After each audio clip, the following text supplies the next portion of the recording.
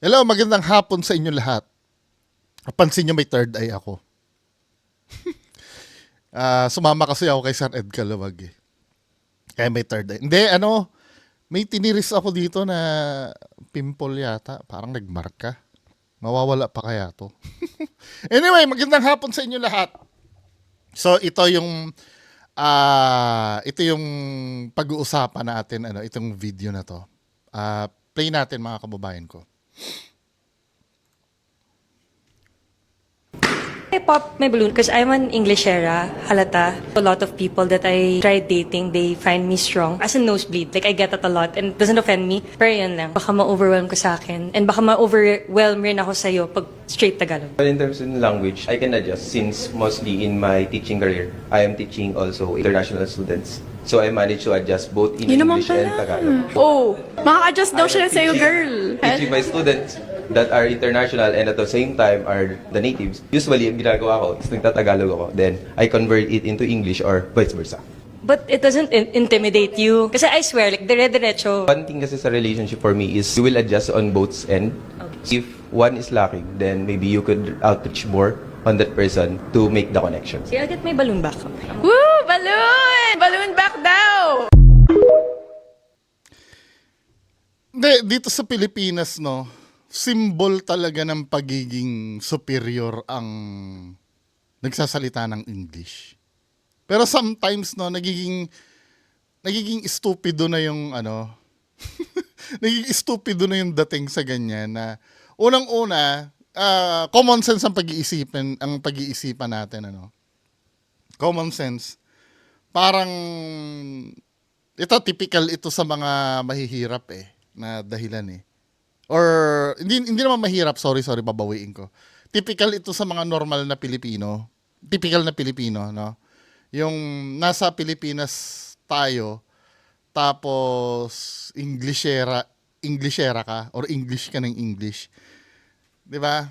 Ako naiintindihan ko kung lumaki ka, katulad nila Olivia, 'di ba? Lumaki sila na talagang norm na sa kanila yung magi-English. Hindi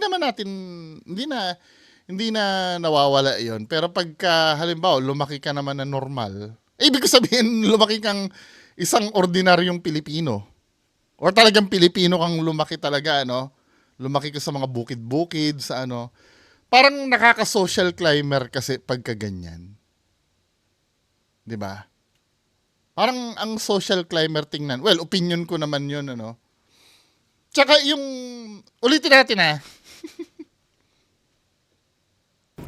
I popped my balloon because I'm an Englishera, halata. A lot of people that I tried dating, they find me strong. As a nosebleed, like I get that a lot. And Parang, dahil Englishera ka, feeling mo superior ka na. Yung, may sasabihin siya doesn't dito offend me. Pero yun lang, baka ma-overwhelm ka Hindi ko napapansin ninyo sasabihin ng lalaki sa akin. And Yung baka isa lang. ma-overwhelm rin ako sa'yo pag straight Tagalog. Well, in terms of language, I can adjust since mostly in my teaching career, I am teaching also international students. So I manage Teacher pala na international student. Tagalog. Oh, maka-adjust daw siya sa'yo, girl. Teaching my students Parang siguro in-underestimate niya nung una, that are international and at the same time are the natives. Usually, ang ginagawa ko is nagtatagalog ako. Then, I convert it into English or vice versa. But it doesn't intimidate you. Kasi Dito ako parang na, anong big deal doon? Tsaka, intimidating. I mean, hindi, more on irritating Sinong may intimidate sa'yo? Siguro kung boss ka, Halimbawa, boss kita, ikaw ang nagpapasweldo sa akin, tapos gaganyan. May intimidate talaga ako sa'yo. Pero kung, halimbawa, yung ganyan, yung magiging casual lang, sino ka para ma-intimidate ako sa'yo? Dahil nag-i-English ka? Baka mamaya mag-usap tayo sa publiko, tapos English ka ng English, baka ikaw pa yung magmukhang tanga Habang nakakausap kita ng Tagalog. Walang dapat ika-intimidate sa'yo, lalo na kung hindi naman kita boss, hindi naman kita gusto, 'di ba? Okay lang sana ganito Kasing ganda mo si Liza Soberano, halimbawa. Nilapitan mo ako, Tapos in English mo ako, yung parang nagkakagusto ako sa'yo. Parang, syempre, sa akin, ayokong maging bano ang dating ko sa'yo. Tapos English, gusto kong makipantay sa'yo. Doon ako may intimidate. Pero kung naghanap ako ng tamang words para hindi ako maka-offend. Pero kung ganyan, men, halimbawa, lalapitan mo ako, tapos kakausapin mo, ba't ako may intimidate sa'yo? I mean, ang pagiging intimidating kasi, ano yun eh, hindi lang dahil sa pagsasalita mo yun eh. Sa dating mo kasi yun. Sa dating mo yung pagiging intimidating. At saka, yung pagiging intimidating, may kinalaman yun sa katulad nun, ano, yung sinabi ko, kung may kinalaman ka sa akin. Kung may pake ako sa'yo. Yun. Pero kung wala akong pake sa'yo, kahit mag-English ka sa harap ko at kakausapin mo ako, no, yung sasabihin mo sa akin, hindi ako marunong mag-English eh. Yung halimbawa, mag-a-ask ka ng direction sa akin, ano, kakausapin, tatagalugin kita. Ba't ako ma-intimidate sa'yo? Or let's say halimbawa, dating. Gusto kitang makilala. Kung gusto kitang makilala ha. Pero kung halimbawa nag-usap na, hindi ako ma-intimidate sa'yo. Siguro feeling mo lang yon. Siguro may time na siguro naka-date ka, no, tapos English ka ng English, tapos parang sasabihin sa'yo, wala to. Tapos parang hindi ka na pinapansin. Feeling mo lang yun siguro na na-intimidate sa'yo. Kasi yun, katulad nga na sinabi ko, ang pagiging intimidating, yun eh, yung dating mo yun eh. Hindi lang nagbabase kung paano ka magsalita. 'Di ba? Halimbawa, kung ikaw, tinatakot mo ako, no? Kakasuhan kita. I will sue you. Dahil may gagawin ka kasi sa akin eh. Pwede ako ma-intimidate sa'yo. Pero kung wala, yung magdi-date lang tayo, tapos gaganyan-ganyan ka, tapos iiwanan kita na tapos pagkakalat mo na intimidate ako sa'yo. More on parang, medyo may pagka-delusion, no? Ewan ko, kung saan niya nahugot yun. Pero kung halimbawa yung sa Englishan din lang, hindi naman big deal yan sa sa relationship eh. Yung Englishan na yan. 'Di ba? Kasi ang mamahalin nyo sa isa't isa yung yung pagkatao nyo. Hindi na yung English, ewan ko. Pero bahala kayo, no? Yung dating sa akin, parang masyado lang siyang feeling niya superior. Siguro,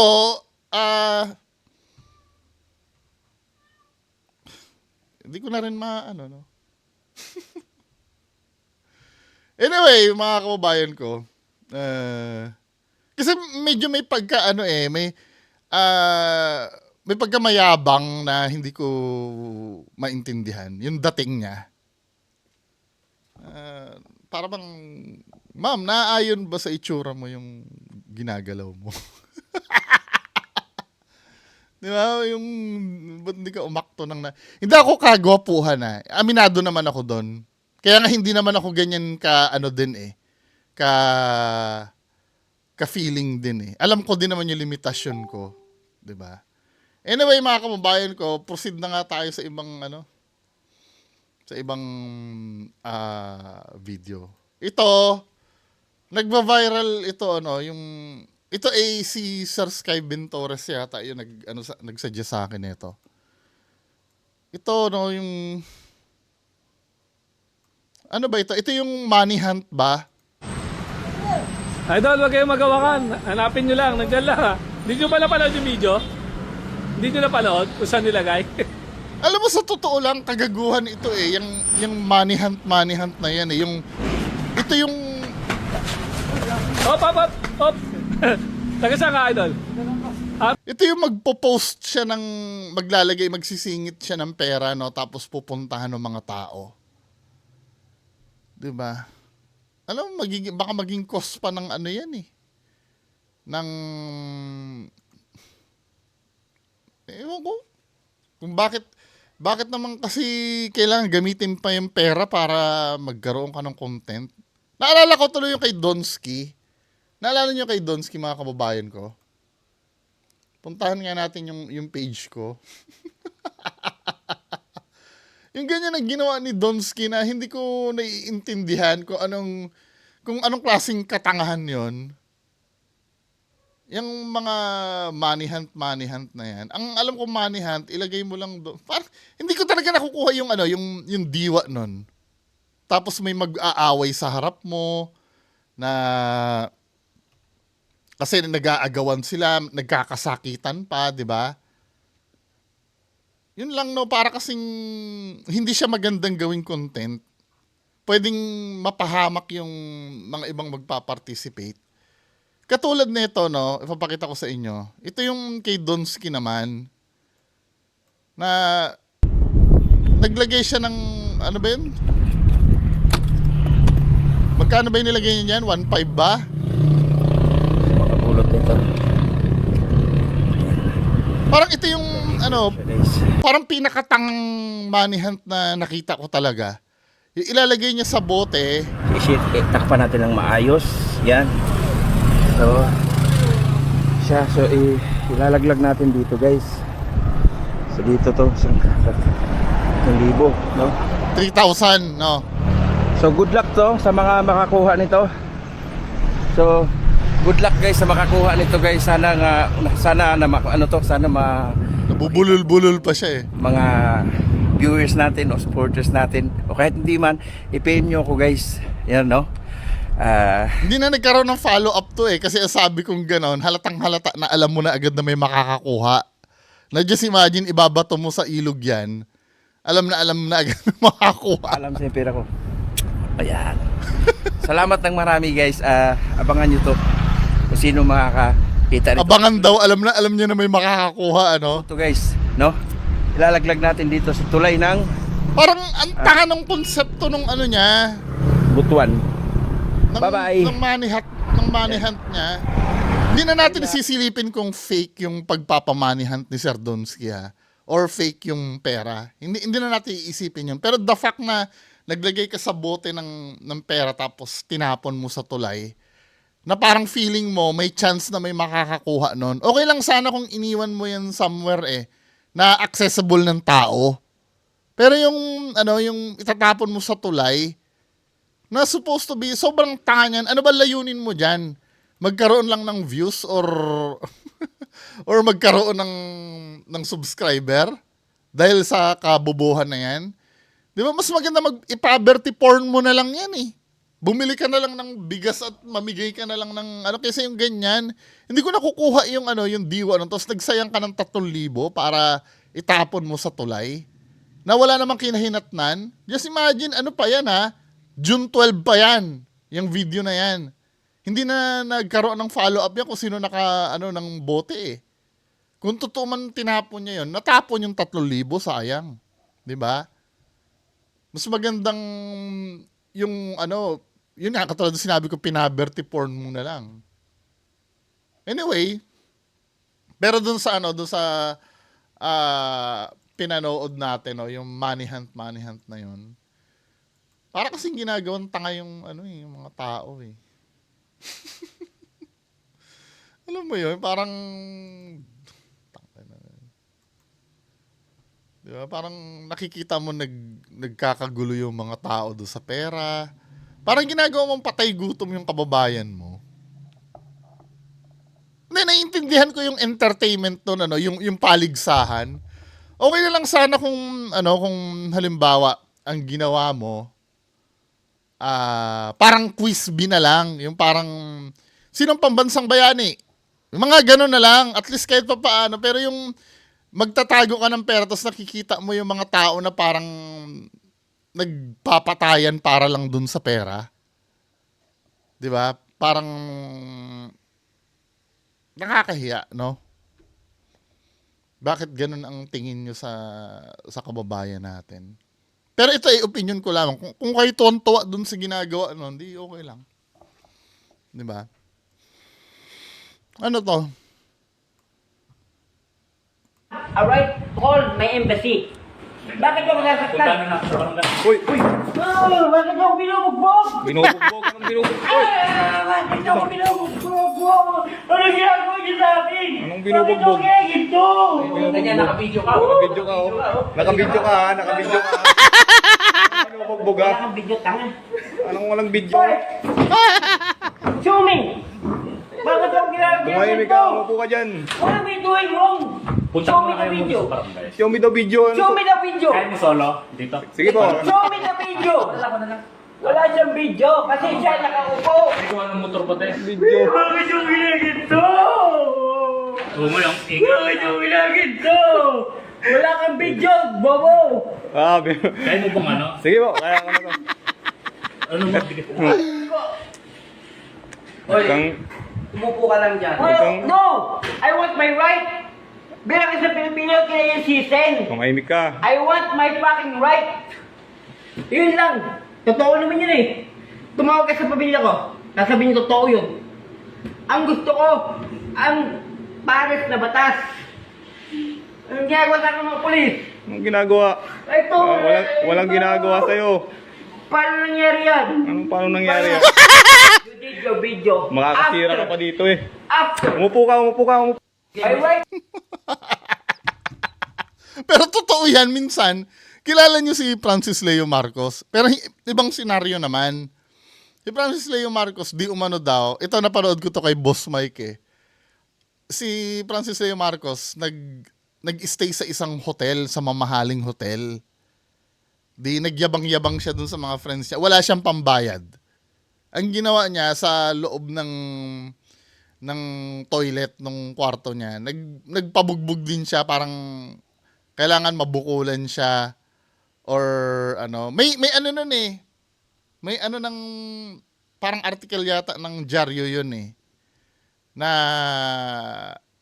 basta ano ganyan din ang ginawa niya doon sa bathroom ng hotel.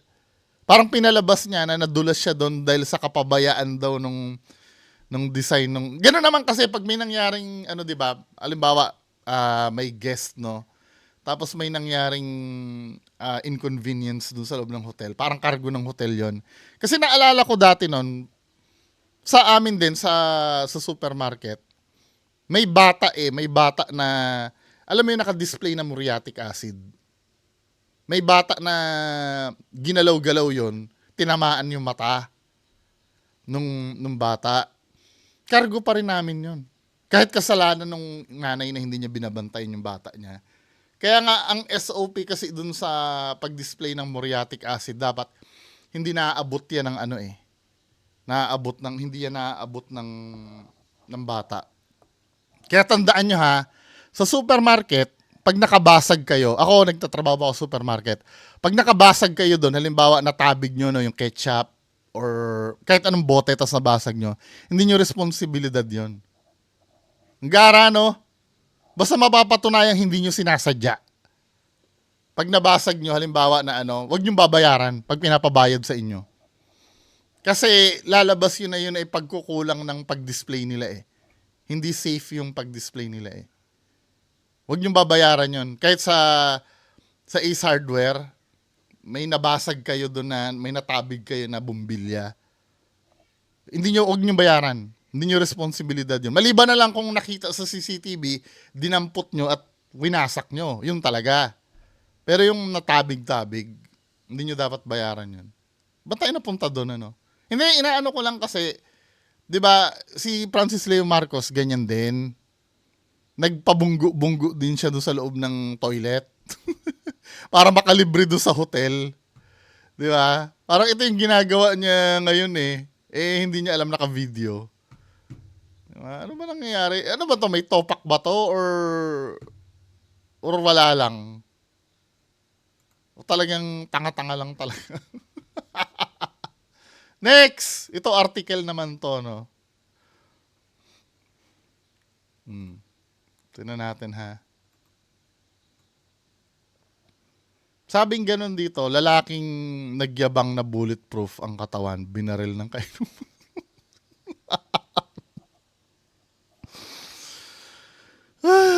Naku.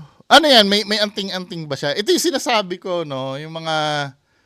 Siguro feeling ko naniniwala ito na inurasyonan siya. 'Di ba? O tingnan nga natin yung article.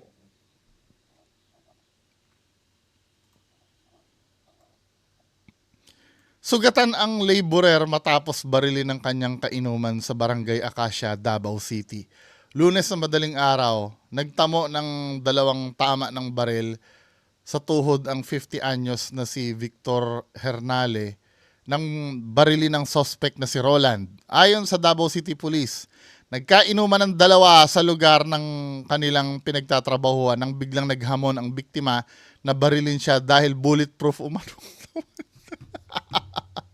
Hindi naman nagdalawang isip ang suspect na barilin siya pero napuruhan pa rin ito. Hindi naman binanggit kung nag-ano, no? Isinugod sa Southern Philippines Medical Center ang biktima at nakatakdang isa ilalim sa operasyon dahil sa tinamo nitong tama ng bala. Ay, naku. So, kasalanan pa yan ngayon nung bumaril sa kanya. Ano ba naman tayo? Next video. Ay, totoo. Medyo magandang ano ito. Nag-tour sa COMELEC at pinaliwanagan ang contestant Showtime na aminadong kulang ang alam tungkol sa komisyon. Ito yung, Dahil posibleng maraming tulad niya, ayon po sa COMELEC, pwede siyang makatulong para maturuan din ang ibang kabataan. Nakatutok si Sandra Aguinaldo. Alam mo, partially nakakahiya, no? Partially nakakahiya, pero at the same time, nagkaroon siya ng magandang exposure. 'Di ba? Baka mamaya siya pa yung... Pag ambassador ka ba, may bayad ba yan? Yung mga ganyan. So, ikaw ang strict ko. Mensahe mo sa COMELEC. Sorry po, hindi po ako masyadong knowledgeable about sa COMELEC. Kasunod ng tagpong yan sa isang segment ng It's Showtime, Na mental block lang din po ako. inimbita mismo ng Mental COMELEC ang block. contestant. Hindi, sinabi mo na hindi mo alam eh. So sabi mo pa na mental block ka. Pero may kumakalat daw na balita na na hindi naman daw totoo na hindi niya alam ang COMELEC. Ito ay sa vlog yata ni Nico David, ano. Well, pwede naman siguro yon. Kaya lang, ayaw niya lang siguro magsalita nang hindi siya sigurado. Pwede kasi yun eh, na sinabi niyang hindi niya alam, pero ayaw niya lang magsalita nang hindi siya sigurado. Kaya lang, dapat hindi niya sinabing hindi niya alam. Kaya lang, anong sabihin niya, ano? Baka kasi pag nagsalita siya, hindi niya alam. Lalo siya mag-viral. Mas maganda na nga siguro na sinabi niya na hindi niya alam. Aquino, hindi lang siya basta tinur, kundi pinaliwanagan ni mismong COMELEC chairman, George Erwin Garcia, sa kung ano ang trabaho ng komisyon. Mas naunawaan ko po yung meaning po din talaga ng COMELEC and kung ano pa po talaga yung ginagawa po nila. And din-encourage ko po na mas alamin pa po din po talaga natin yung trabaho po ng COMELEC. Yung yan sa iba, approve sa COMELEC. Lalo't posibleng tulad lang din aniya si Aquino ng maraming kabataan. Si Hart kasi nakikita namin na pwede siyang maging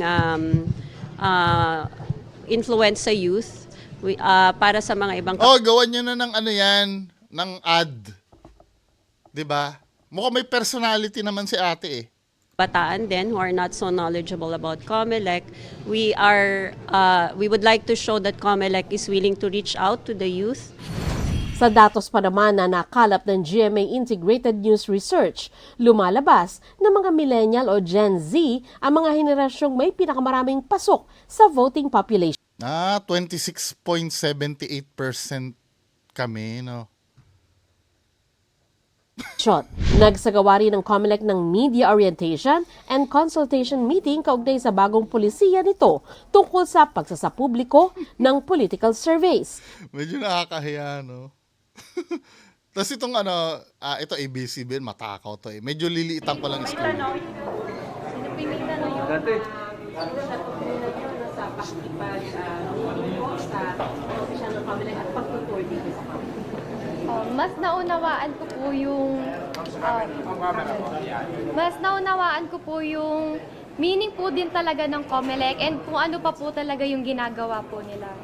And dine-encourage ko po na mas alamin pa po din po talaga natin yung trabaho po ng Comelec. Yes po. Since na-enlighten ka na about Comelec, ngayon Since na-enlightened ka, parang ang bobo, ano? sa 2028 elections. Yes po, and talagang aaralin ko din po talaga siya pag bumoto po ako para maboto po natin yung tamang tao po. Actually, hindi naman nakakahiya talaga totally. Sa bagay, yan naman ang realidad eh. I'm so sure hindi lang naman siya yung nag-iisang ganyan. Nagkataong siya lang yung naging imahe ng isang kabataan na hindi alam. 'Di ba? Pero subukan nyo, random kayo, yung mga media, mag-survey kayo ng bata, ng mga kaidara nito ni ate. Lalo na yung mga yung mga nasa kalye lang, hindi rin naman nila alam yun eh. 'Di ba? Or yung kahit mga mismong estudyante, malaki ang possibility na hindi rin sila aware. 'Di ba? Hindi naman siguro yun. Medyo nakakahiya nga lang no na makita na parang tatanga-tanga ka pero hindi ganoon talagang totoo eh. Bakit ka naman magpapanggap, 'di ba? Tama na rin yung ginawa niya na sabihin niya hindi niya talaga alam. 'Di ba? Hindi naman lahat ng bagay alam talaga natin eh. May mga bagay nga na wala rin akong alam, 'di ba? Pero syempre pangunawa na rin lang. 'Di ba? Nakakatawa man. 'Di ba? Let's say halimbawa ako hindi ako marunong magbisikleta. Ang tanda-tanda ko na. Wala kung talagang hindi ako marunong magbisikleta, anong gagawin ko, 'di ba? May kanya-kanya naman tayong pagkukulang eh. Pero nakakatawa nga naman, 'di ba? Dahil hindi mo pa alam yung mga ganung bagay. Siguro sa una lang 'yon, pero wag na lang natin sigurong namnamin, Parang tuwan-tuwa pa kasi yung iba eh. Okay lang yan na matawa ka sa una na hindi niya alam. 'Di ba? Pero pag dumadating na yung time na na ganyan, na inosente naman talaga siya, wala tayong magagawa. Hindi niya naman sinasadya yun eh. Yun ang masarap pagtawanan, yung sinasadya. Anyway, ito, last video. Ano ba to? Ito yung nanghuhuli, no? Yung sa MMDA. Anong department ka? Sinasabi ko nga sa'yo, I'm just correcting you that the sidewalk is never privately owned. You should know that. RA 4136. Nag-coordinate kami sa barangay. As per barangay, wala kayong ordinance of any one-side parking. Sir Gab, bakit hindi masasama yung e-bike sa impounding? Well, first, ang pag-impound kasi dapat may pagkakilanlan, no? So, dapat may registration, may plate number, chassis number man lang. Unfortunately, itong mga e-trike na to, wala tong plate number, wala rin tong chassis or even any... So, ako parang hindi naman nakakahiya yun. Ngayon ko lang naintindihan to. Pero nung una, parang nahihiya ako dahil, di ba, sinabi niya, yung sidewalk daw dapat clear. Tapos nung may nakausap siyang taga DOJ, in-exempt yung e-bike kasi ang mga dapat i-impound lang daw talaga yung mga rehistrado. Wala namang registration ng e-bike. Yung yung sinasabi niyang clearing, no? Totoo naman yun. 'Di ba? Nasa batas naman yun na ang sidewalk ay hindi pag-aari ng kahit na sino. 'Di ba? Na technical lang si Kuyang MMDA. Kasi number. Na hindi siya may impound. Na hindi may impound yung e-bike kasi yung e-bike ay wala namang rehistro. Ang nai-impound lang daw yung mga may rehistro. Tapos pinagtatawanan siya ngayon sa sa social media. Ayun domino effect na na talaga ba bakit ang trike at kariton walang nga naman walang pagkakakilanlan, bakit kinukuha nyo? Ang totoo, bakit di kinuha taga DOJ yan, real talk. Pwede, no? Pero binigyan niya ng explanation eh. Hindi, ganito kasi, nasa, ano din eh, no? Nasa batas din kasi yung pagkukulang minsan. Katulad niyan, di ba? May sinabi siya dito eh, wait lang. Saan ka sa DOJ? Saan ka sa DOJ? Anong department ka? Sinasabi ko nga sa'yo, I'm just correcting you that the sidewalk is never privately owned. You should know that. RA 4136. O RA 4136, 'di ba? Ang sidewalk daw ay hindi pag-aari ng pribado. So tama naman 'yon. Kaya lang hindi pwedeng i-impound kasi nga walang rehistro. Doon naman, so dapat pala ang gagawin lang nitong naka-e-bike, itabi niya lang yung e-bike niya. Pagsabihan. Hindi pwedeng i-impound. Medyo nakakahiya nga doon sa part na yon, ano. Pero kung iisipin mong mabuti, na technical kasi sila eh. Sa mga batas kasi natin, maraming technicalities. For example, no, sa pagmamaneho ng motor, bawal ang nakatsinelas. 'Di ba? Ano ang rasyonale bakit bawal? For safety daw, for safety reasons. Pero hindi mo pwedeng hulihin pag angkas ang nakatsinelas kasi ang nasa batas daw ay yung pagmamaneho, yung nagda-drive. Hindi yung umaangkas. Na kung tutuusin mo, parang ano eh, parang nadidefeat niya yung purpose eh. 'Di ba? Paano kung, ba't di mo hulihin yung nakaangkas? Kaya lang, ang naging loophole kasi doon, ang nakalagay lang doon, yung pagmamaneho. Hindi yung pag-aangkas. Kaya pwedeng palusutin yon. Kasi may mga batas na ganun eh. Parang yung kay Arroyo, di ba? Naalala niyo Hello Garcia scandal? Na kung tutuusin, disqualified dapat si Gloria Macapagal Arroyo. Kung sasampahan siya na reklamo na nakipag-usap siya sa kay Garciliano sa Comelec, 'di ba? Bawal 'yun eh. Madi-disqualify sana siya doon. Kaya lang hindi siya pwedeng hainan ng reklamo kasi yung evidence na gagamitin sa kanya ay wiretapping. Nung time na yon, sa batas kasi, bawal gamitin evidence ang wiretapping, yung na-acquire mo na, yung nang wiretap ka, na wala kang permiso. Bawal yun ang nakakabwisit, no? Kahit na hubad na sa katotohanan na alam na natin na ganito ka rumal-dumal yung ginagawa, hindi mo siya pwede ireklamo kasi yung evidence na pinanghahawakan mo, hindi pwedeng gawing evidence dahil nagko-conflict sa anti-wiretapping law. Kaya yun, kahit na nag-sorry, kahit umamin na si GMA mismo na ginawa, nag-sorry siya nun, di ba? I am sorry. Di ba? Pero hindi siya na, kasi nga, wiretapping yung ebidensya. So kahit pa, let's say, sabihin mo, no, halimbawa ako, may pinapatay akong tao. Tapos ang ebidensya na gagamitin mo sa akin ay yung nirecord mo sa akin ng palihim na wala akong permiso. Hindi pwedeng gawing ebidensya laban sa akin yun. Kahit alam na natin na ako yung nagpapatay dun sa tao. Ganun karobot ang batas natin eh. Minsan kahit common sense na lang ang gagamitin eh kung matitechnical ka. Katulad niyan, nakalagay sa batas na, pero hindi niya makuha yung e-bike kasi hindi nga pwedeng i-impound dahil sabi ng taga DOJ, wala naman daw rehistro. Diba? Anyway, mga kababayan ko, yan lang po ang pag-uusapan natin ngayong araw. Magandang hapon sa inyo lahat. Bye-bye!